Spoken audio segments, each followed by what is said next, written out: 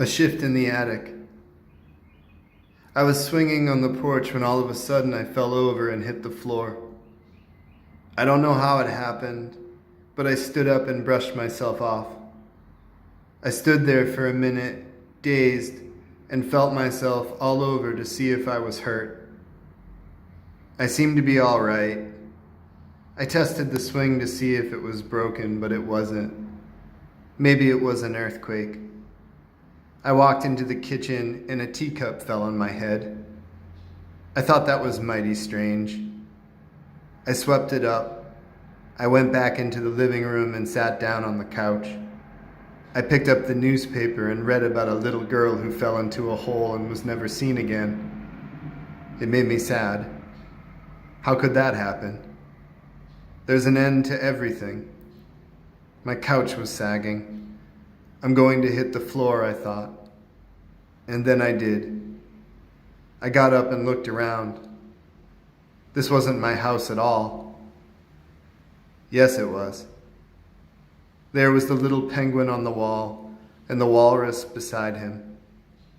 I recognized everything, down to the little worm on the floor.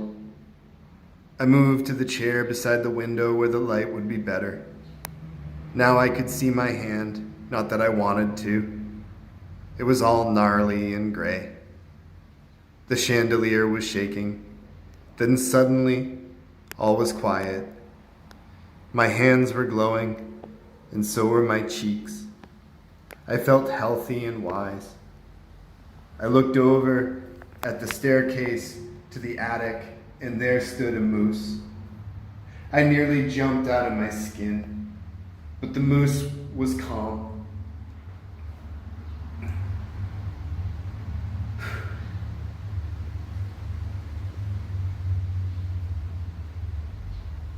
Just looking around.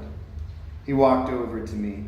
There was a bowl of cookies on the table, and I started feeding them to him. He seemed to really like them when they were all gone. I walked into the kitchen.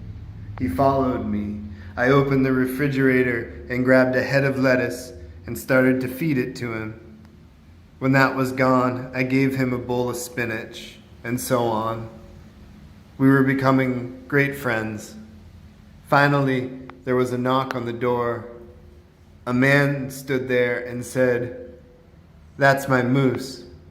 I said, "No, it isn't. It's my moose." He was really mad. He said, "It isn't your moose. It's mine." "I swear it's mine," I said. And while we were arguing, the moose walked out onto the porch, jumped the rail, and was gone, never to be seen again.